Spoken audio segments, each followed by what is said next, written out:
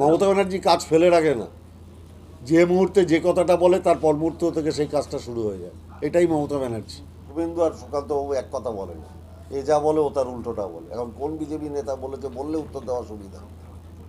শুভেন্দু অধিকারী বলেছে যেটা যে লক্ষ লক্ষ ভুয়ো ভোটার ভরে গেছে, সঠিক সংখ্যা কি সেটা? এটাই উনি সঠিক বলছেন। লক্ষ লক্ষ কোথায়? ভুয়ো ভোটার। হ্যাঁ, সেটা আমরা নন্দীগ্রামে ভালো করে স্কুটিনি করছি। দাদা ভুতুড়ে ভোটার বলছেন, আপনার ভুতুড়ে ভোটারের সংজ্ঞাটা কি? মানে কি আমরা কোথায়? আমরা বলছি ভুয়ো ভোটার। ভুতুড়ে ভোটার আমাদের ভাষা নয়। আমরা বলছি ভুয়ো ভোটার থাকবে না, আমরা শুদ্ধ ভোটার তালিকা চাইছি। আমরা তো বলছি না ও রাজনৈতিক দলের, ওই রাজনৈতিক দলের, হিসাবে আমরা বলছি আমরা শুদ্ধ ভোটার তালিকা প্রকাশিত হোক, এটাই আমরা চাই। এবং তার জন্য আমাদের যা যা পরিশ্রম করার, যে যে পদ্ধতি অবলম্বন করা, আমরা সেটা করি। এটা আমাদের দলের ব্যাপার, কোনো সময় সাপেক্ষ না। মুখ্যমন্ত্রী মমতা বন্দ্যোপাধ্যায়ের নির্দেশ ছাড়া তো আমি আপনাদের বলতে পারছি না। আমি যখন আপনাদের বলছি তো তার উইদাউট পারমিশন, তার নির্দেশ ছাড়া আমি বলতে পারছি? মমতা ব্যানার্জি শুনে আটকে দিয়েছেন। যেই মুহূর্তে আপনাদের সংবাদ মাধ্যমকে আমি ধন্যবাদ দেব যে আপনাদের মাধ্যমে খবরটা তার কানে পৌঁছেছে এবং তিনি সঙ্গে সঙ্গে অ্যাকশন নিয়েছেন। কানে যাওয়া মাত্র তিনি দ্রুত সিদ্ধান্ত নিয়েছেন, 1 সেকেন্ড সময় নেননি।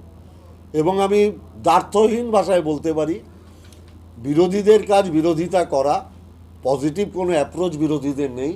আর মমতা বন্দ্যোপাধ্যায় সবসময় পজিটিভ অ্যাপ্রোচ নিয়ে কাজ করেন। মানুষ যেটা চায় মমতা ব্যানার্জি সেটা করেন, মানুষ যেটা চায় না মমতা ব্যানার্জি সে কাজ জীবনে কোনো দিন করেন। ওই জায়গাটা নিয়ে কি করবে রাজ্য সরকার? কী করবে সেটা রাজ্য সরকার সিদ্ধান্ত নেবে, আমি বলতে পারবো না। আমি এখন কথা বলছি দলের একজন লোক হিসেবে, যেটা মমতা ব্যানার্জির নির্দেশে আমি আপনাদের সামনে কথা বলছি। রাজ্য সরকার ওই জমি নিয়ে কি করবে সেটা বলার মতো অবস্থানগত কোনো ভূমিকা আমার নেই। মূলত আপনারা জানেন যে অমরাবতী খেলার মাঠ নিয়ে একটা বিতর্ক তৈরি হয়েছিল।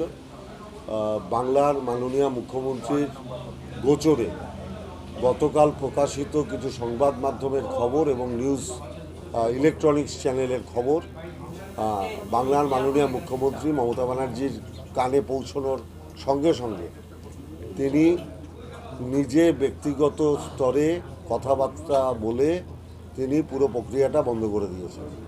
কোন প্রক্রিয়াটা? মানে অমরাবতীর খেলার মাঠে যে অভিযোগ আসছিল যে ওটা কোথাও আবাসন হবে, কিছু হবে, সেই পুরো প্রক্রিয়াটা বন্ধ।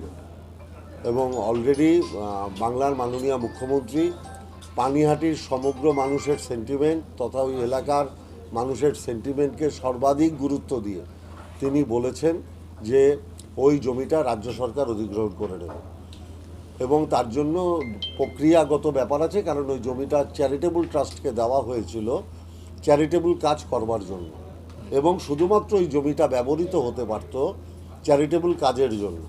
এবং ওখানে একটা অনাথ আশ্রম ছিল, যারা সোদপুর ওই ওরিয়েন্টেশনে আমার যেহেতু ছোটোবেলা কেটেছে আমি জানি, ওখানে একটা অনাথ আশ্রম ছিল। ওই আশ্রমের মাঠে খেলাধুলো হতো, পাশে মুরলীধর পল্লীর মাঠ ছিল, পাশে অমরাবতীর মাঠ ছিল, একটা বড় জলাশয় আছে। সমগ্র এলাকাকে জলাশয় বড় জলাশয়, আমার ছোটোবেলার স্মৃতি যতটা মনে পড়ছে বললাম, 87 একরের মতো বোধহয় জায়গা আছে। 87 একর আমার যতদূর শুনেছি। পুরো প্রক্রিয়া বাংলার মাননীয় মুখ্যমন্ত্রী মমতা বন্দ্যোপাধ্যায় তিনি নিজে মানুষের সেন্টিমেন্টের কথা জানতে পেরে উদ্যোগ নিয়েছেন। এবং আমার ধারণা প্রশাসনিক অর্ডার ইতিমধ্যে হয়ে গেছে যে ওই মাঠ সরকার, রাজ্য সরকার তারা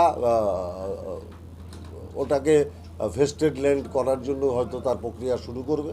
তারপরে ভেস্টেড ল্যান্ড হয়ে গেলে স্বাভাবিকভাবেই ওটা সরকারের জমি হবে। দাদা ওটা হাইকোর্টে মামলা চলছে, এই মামলা চলাকালীন কিভাবে? না, মামলা তো যেটা চলছে সেটা অন্য সাবজেক্টের উপর, এই সাবজেক্টের উপরে না। এই জমিটা চ্যারিটেবল ট্রাস্টকে দেওয়াই হয়েছিল যাতে ওখানে চ্যারিটেবল কাজ হয়। এর আগে বিগত যখন বাম পৌরসভা ছিল তখনও তার যে পৌরপ্রধান তিনিও একটা লিখিত অর্ডার করেছিলেন যে এই জমিকে অন্য কাজে ব্যবহার করতে পারবে না। তারপরে অন্য কাজে ব্যবহার হওয়ার স্বার্থে কোর্টে কেস হয়েছে, কিংবা অন্য কাজে যাতে ব্যবহার না হয় তার জন্য কোর্টে কেস হয়েছে। কিন্তু ওখানে চ্যারিটেবল কাজ যেহেতু হয়নি, যেহেতু জমিটা দেওয়া হয়েছিল শুধুমাত্র চ্যারিটেবল কাজের জন্য, আর যেহেতু এত বছর ধরে ওখানে কোনো চ্যারিটেবল কাজ হয়নি, অতএব স্বাভাবিকভাবে সরকার এটা দরকারে কোর্টের মুখোমুখি হবে যে আমরা এটা ওদের দেওয়া সত্ত্বেও ওরা করেনি, আমরা এখন ভেস্টেড করে নেব, সরকারি কোনো কাজ হবে। এটা তো মুখ্যমন্ত্রী বলেছেন, কিন্তু আপনাদের দলের কি সিদ্ধান্ত? মুখ্যমন্ত্রীই তো সব, তিনিই মুখ্যমন্ত্রী, তিনিই দলের চেয়ারম্যান, আপনারা সেটা- তার উপরে কেউ আছে?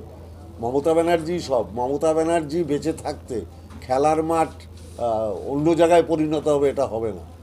মমতা ব্যানার্জি কোনো অবস্থাতেই কোনো দুর্নীতি, মানুষের মনোভাবের বিরুদ্ধের কোনো কাজ, মমতা ব্যানার্জি যতদিন জীবিত আছেন, মুখ্যমন্ত্রী আছেন, ততদিন এই রাজ্যে এসব হবে না।